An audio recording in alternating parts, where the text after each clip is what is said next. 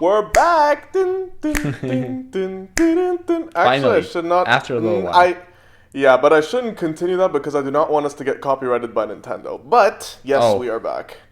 I just realized. Never mind. That's okay. Back and with a pretty unexpected movie to review. What do you mean by unexpected? Because for me, honestly, with Eternals coming out, Edgar Wright's Last Night in Soho, and yet we're here looking at CGI Hellfest in Red Notice on Netflix. You could have been a little more subtle with saying that. I mean, for me, I'm just gonna say, all I'm gonna say for right now is that honestly, it's exactly how I expected it to be. So. Well, we will get to that. If you've seen a trailer for Red Notice, you should know what to expect. You basically know the movie. I won't say you know the movie, but you know what to expect from the movie. Yeah. Well, let's... Do you want to start the episode before we continue? You know what? I'll steer a line. Let's go.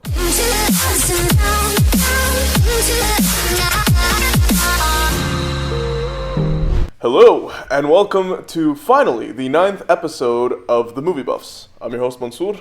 And I'm Yurka, and today we're here to talk about Netflix's Red Notice, which, ironically, could be like one of the biggest movies of the year, just looking at the cast. I mean, sure, technically, but, okay, so... this movie turned out exactly how I expected it to go. Like, I honestly didn't expect much of this. I really didn't. Okay, I have kind of a roller coaster of emotions, just because Netflix usually releases trailers like 2 months prior to their releases, so we didn't know much about the movie, for a long time, and just hearing The Rock, Gal Gadot, and Ryan Reynolds had me excited. Then the trailers came, and my excitement dropped quite a bit.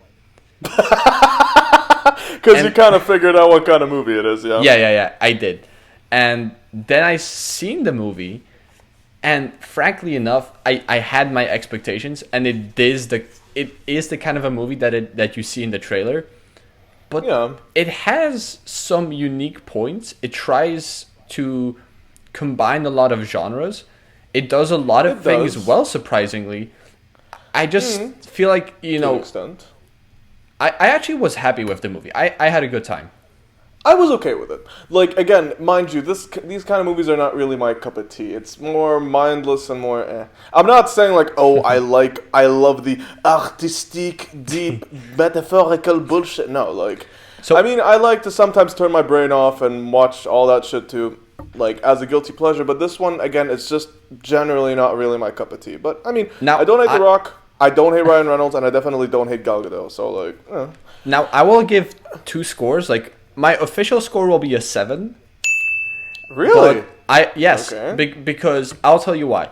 My official score is a 7 because it's on Netflix. You don't have to go anywhere outside to watch it. You can just watch it at home. You're not paying anything for it because either you have your own Netflix account or you're stealing your friend's Netflix account. I mean, to be honest, 70% of it is someone stealing it from someone or like borrowing someone's Netflix account. So but still, like, you're on Netflix, and I'm giving it a 6 if you go see it in the movie theater.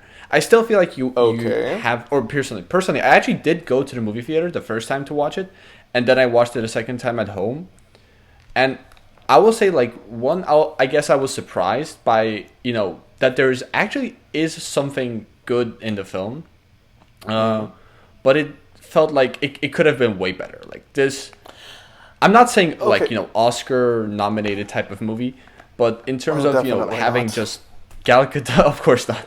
But of course, you're having Gal Gadot, you're having Dwayne The Rock Johnson, you're having Ryan Reynolds. You just want to have fun. I think you had fun, but it could have been made way better. Well, I mean, my biggest... Okay, so I give this movie overall a 5. Like, it's not the best, it's not the worst, it's a movie. To me, I understand that, yeah, 100%. Like, it's meh. Like, it's not terrible, it's not bad by any means, but, like, for me personally, I just see it as MacGuffin, the movie, The Advertiser's Revenge. Like, I swear to God, the amount of ads in this movie is insane. Like, you see an ad for an Italian boat. I think it was, what was it called? Arriva. You see an ad for the new fucking Porsche. You see ads for everything. This movie is filled to the brim with ads. I feel like they shot ads and then they kind of shot a movie around it. Like a decent movie around it, basically. But for me personally, like, the only thing that bothered me the most about this movie, other than the ads, was the fact that, like, at its base, at its core, I really like the concept. But how it was executed was just... 100% agree. I 100% agree with you. So, don't get me wrong. I love Ryan Reynolds, especially Ryan Reynolds playing as Ryan Reynolds. I don't mind Dwayne Johnson playing Dwayne Johnson. Like, I love the guy, but to me, he's not really one of the best actors working. Oh, no, he's not an actor. He's not a great, like, he's not a performer. But he's not a performer. But he's just fun to watch, man. Like, honestly, like, anytime there's a movie with Dwayne Johnson, I'll just watch it, and 90% of the time I'll have fun watching it. I don't know why, but when I saw him come on screen, the first thing that came in my head was like, yo, it's about pride, it's about power. Like, that song isn't bad. Oh my God, I have it in my superstar Spotify. Dwayne The Rock Johnson is here. No, this song fucking slaps, I'm not gonna lie, but I can't look at him the same after hearing that song. Or seeing him perform it, like, on YouTube, like, watching the video. I'm like, okay, this man's really just going for the bonus points right now. He's like Snoop Dogg. Snoop Dogg right now is just doing anything and everything, and Dwayne's, like, just following in the footsteps at this point in life. I mean, honestly, like, Dwayne is ahead of Snoop Dogg. Oh, I'm sorry. No, I'm sorry. No, dude, you got Snoop Dogg doing ads there's for of course, UK differences. food deliveries. That's true. You got Snoop Dogg, Snoop Dogg is doing everything. He even got caught one time serving at a drive-thru because he was bored. I know that is true. That's true. So I've seen that. Anyways, well, so honestly, I'm slightly biased because I love heist movies. I love Indiana Jones style movies. I love prison break scenes. This movie has it all. So if someone just came to me and says, I have a movie that's Ocean's 11 wannabe, Indiana Jones wannabe, and I have 3 of the biggest movie stars in the world. Like, you just jizzed your pants at Indiana wannabe. Like, you literally jizzed your pants just at the point of them saying Indiana Jones wannabe. But then past that, you're like, you're done. Like, you're taking it. You take the offer. Well, 100%. No, and I still feel like from the premise, from the premise itself, and just how good, I'll say Gal Gadot's performance isn't by no means good in this film, but she's having so much fun. I was like, at the start, like the first act, I was like, oh my God, like, she's just not good. But she was having so much fun with the role that she pulled me. Everyone like, was having fun with the role. She won me over. I was like, you know what? This movie's just fun. She's having fun. All the actors are having fun. I don't even care. It's fun. Like, the movie's very self-aware. That's what I'll say. It is self-aware. No, like, the one joke that got me, that actually had me pause the movie because I was laughing so hard, was when they were asking about where the egg could be when they're looking at the MacGuffin? Nazi bunker. And, yeah, the MacGuffin joke, just look for a giant box that says MacGuffin. I was dying. That killed me. That joke genuinely killed me. But, yeah, no, I mean, otherwise, the other jokes in the movie they were okay. Like, as you said, it's a fun movie. There's nothing about it, I mean, other than a bit of the genre mixing and, like, the main concept itself that are unique, but otherwise, like, it's what you'd expect of a Dwayne The Rock Johnson movie. Really. Yes, like, exactly. Like, this is very influenced by Dwayne Johnson. Oh, yeah, heavily.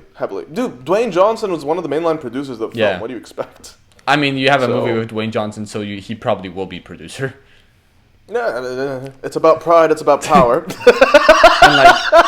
and no matter what he says, I can just imagine the filmmakers be like, oh, yes, Master Johnson, yes, 100%. We'll add a CGI bull right in there. I don't care if it looks bad.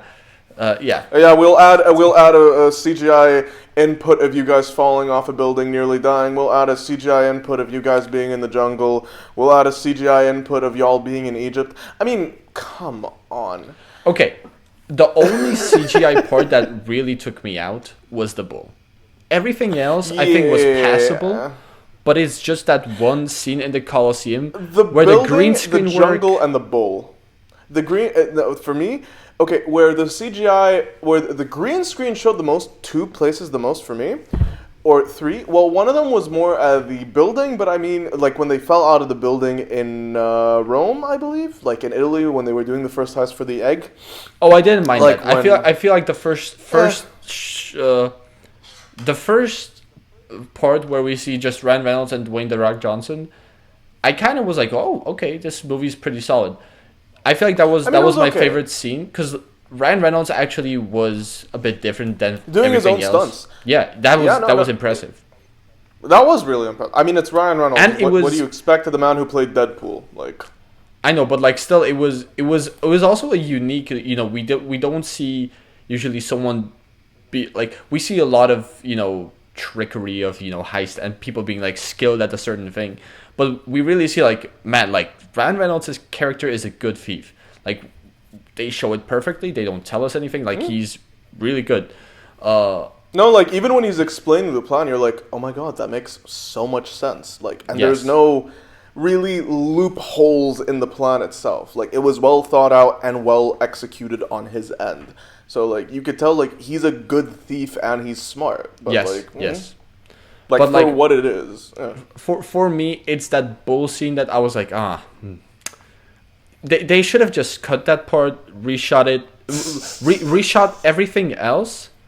Or, like, not reshot, but, like, add to everything else. Just that, I don't know, how long could it be? Like, 5 to 10 minutes was that whole thing? Like, when they're under the Colosseum thing or whatever that is. Yeah.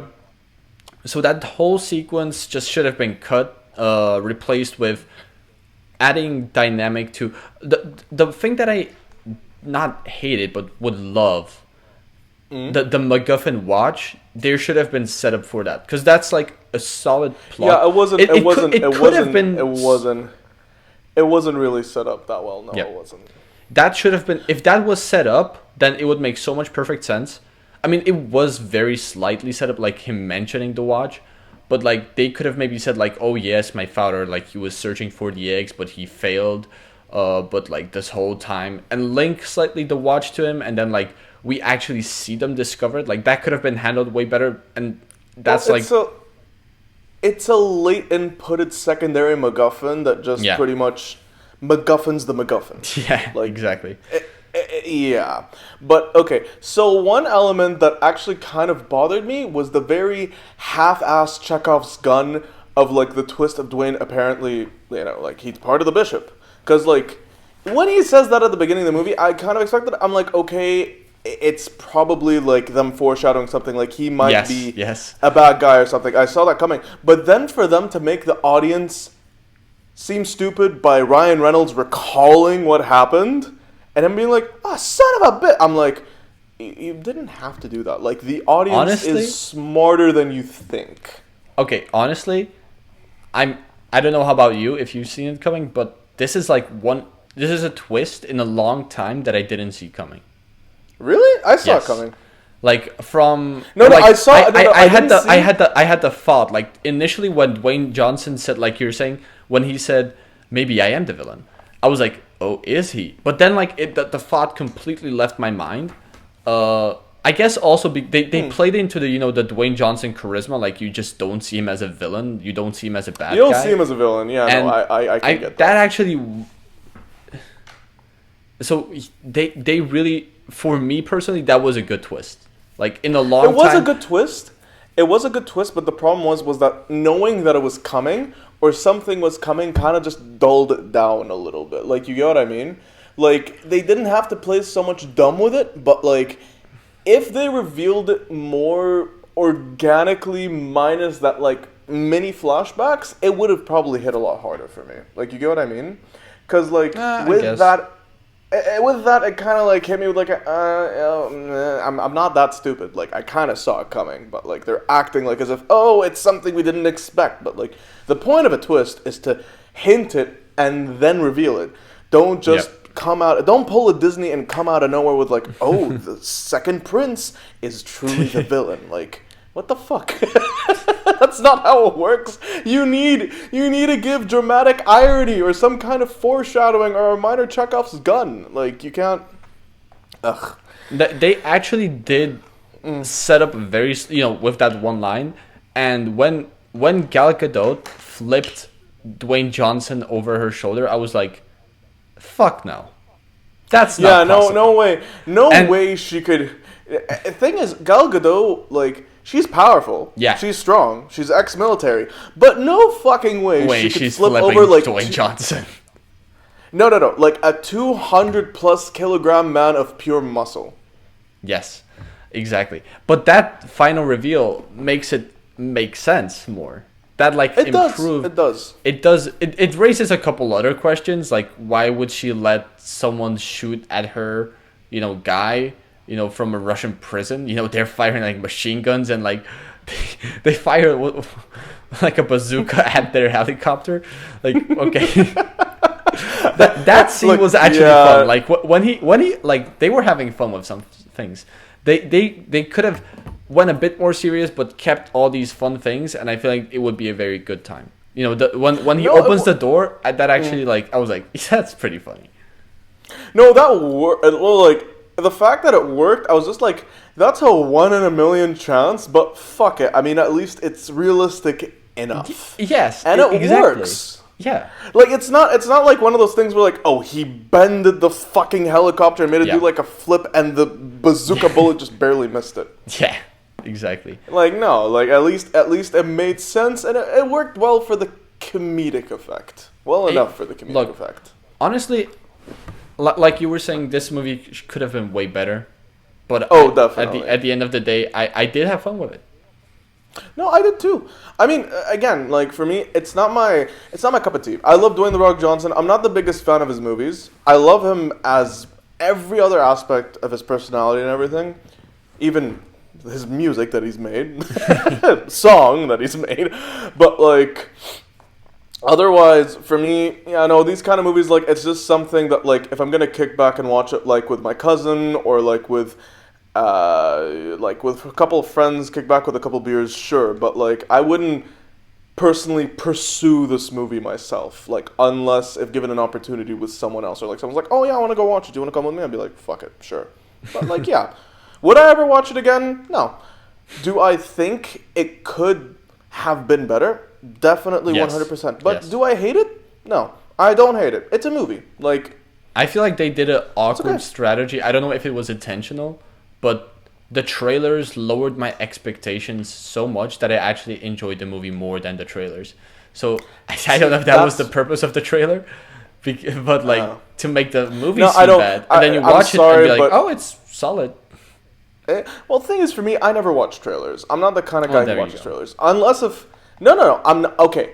I'm the kind of person who only watches trailers when it's something like for... speaking of which, Spider-Man No Way Home is getting a trailer. By the time this is released, then the trailer will be out already, so that's... Yes. And we will definitely be talking about that when that comes out. Oh, 100%. We have a lot of movies to talk about coming out. Like, we still have to talk about Eternals. We have to talk about Last Night in Soho. We have to... we're definitely talking about this when this comes out, and obviously anything else that comes out too.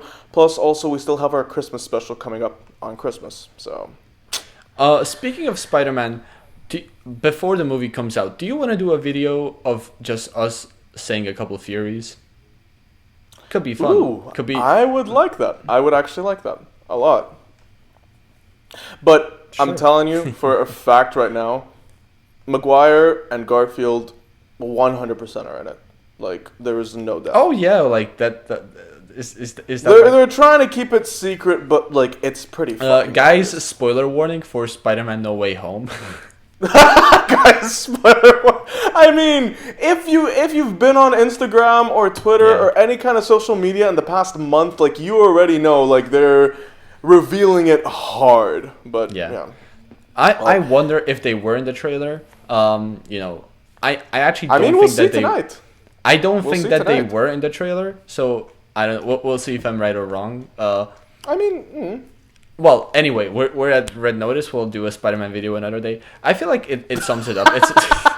It's a fine movie. You'll forget it. It's a soon, decent but- movie. Like, I mean, the best way that I would describe it is like, it's the junk food of movies. Like, it's just something you put on to chill, to eat, to just like if you just want to kick back and just have a good Netflix, time. So Yeah, it's on Netflix. Like, you just literally kick back, turn it on, have a good meal, order some McDonald's, or if you're a health freak, just anything else. Cook your own food. I don't care. But like, just chill, kick back, grab a beer or your beverage of choice, and just watch and enjoy. Like, there's nothing much to it, really. exactly, man. But- Like, and you get to watch the three of the biggest movie stars in the world. So Yeah, currently. and arguably number one and number two most popular actors in the world right now. So Yeah, fair enough. that's a big plus. Speaking of which, there actually was also a trailer for another Netflix movie with Leonardo DiCaprio and Jennifer Lawrence that just dropped. So, Mans, I encourage you to check that out, and I think that could be another solid Netflix. That actually I think will be well crafted because it has a. Wait, stacked which one cast. is it? Which one is it? Don't, I heard Leo DiCaprio is like doing many projects, so like. Don't Look Up. I think. Don't look. Yeah. I heard about it, but like I didn't get much info on it. But you know, It's a stacked cast, including your guy Timothée Chalamet. my boy. Well, anyway, I feel like anyways. Netflix actually is upping up their game with movies. Even though Yeah, no. The thing is, they've been doing that since they dropped The Irishman back in like 2019, basically. yes, I still feel like they should have put more care into this movie, especially with the talent assigned. Well, I mean, mind you, the only real talent they're working with in this movie is Ryan Reynolds. Like, Ryan Reynolds, I'd say he's probably the best actor out of the But three. I'm not saying like you have to make a quality picture with great dialogue and stuff. But we're not pulling Kubrick or Tarantino, but like, Yeah. just like up the ante a little bit. what I you think have was the just cast, better you writing. have the concept, yeah. And don't put visual effects that you can't accomplish, such as a CGI bull and a Colosseum that is like one of the worst. That like arguably puts the movie down a whole point. Because that's like a moment you just do check out. Especially I mean, also yeah. when the bull hits Dwayne Johnson and his body just moves was so weirdly, like it does not obey any laws of physics. It just goes like Yeah, no, I'm like that should have fucking killed him. Even if it was Dwayne the Rock Johnson, Yeah. that should have fucking killed him. But it was so anyways, weird. that it was. But that's it. We're donezo for this week. Next week for something completely different. We're deciding either on if I'm able to see Eternals, then Eternals, and if not, then Last Night in Soho. We'll see what we can do on So, that. But I just want to quickly discuss yeah. Eternals. Eternals, Mons for some reason couldn't go see it because there is I a live gay in the Middle scene. East. Yes. Yeah, I live in the Middle East, and apparently homosexuality is so taboo here for some reason or another, even though there is a bustling LGBTQ community here. Ironic. But for some reason, instead of censoring it, they decided to completely ban it. So that's fucked up. But, c'est la vie. Not much we can really do about that. Yes. Just for context, Eternals also currently is by far the worst rated movie on Rotten Tomatoes in the MCU. Critically. Yes, critically. Critically, So not audience. that's- Audience scores so far is actually like one of the better ones, but critically, it's one of the worst, surprisingly. Yes. But So now we'll see what Mons thinks. Like I really wonder what you think about Eternals. And of course, I mean, if I get the chance to see it, obviously, yeah. of course, Last Night in Soho. That's another like surprising, like interesting movie because Edgar Wright, who usually does action comedy kind of movies, goes into he does horror. a lot of Yeah, like drama, comedy, action comedy, like with the Cornetto trilogy, like Hot Fuzz, Shaun of the Dead, and World's End, and Baby Driver. So yeah, he does a psychological horror, which surprises me and intrigues me because I am the horror psychopath. So I'm very excited too. I mean, I'm probably more excited than you. I'm really excited because it's Edgar Wright, and there isn't an Edgar Wright movie that he did that I remember right now that I was just like, I didn't like it. Every Edgar Wright movie, you either liked it or you loved it. Like, there was no such thing as a bad Edgar Wright movie. I loved Hot Fuzz. Hot Fuzz, yeah. And at World's End, these two are like probably my favorite. Baby Driver is great. Shaun of the Dead is great. And Shaun of the Dead is a classic. Like, it's a classic in its own right, especially as like a horror parody. But like, and then what is that kind of movie that he did with like that has these like anime effects? Anime effects. Oh, fuck. Scott Pilgrim. Scott Pilgrim versus the World. Yes. Yeah, that was great too. That's a great movie too. So I'm really interested to see this movie. So stay tuned, guys. Well, we both are. Yeah. Well, anyways, thank you guys so much for watching. If you have any questions, comments, or concerns, please leave a comment down below. Otherwise, for next week, something completely different. All right. Well, that's all for today. Peace. See ya.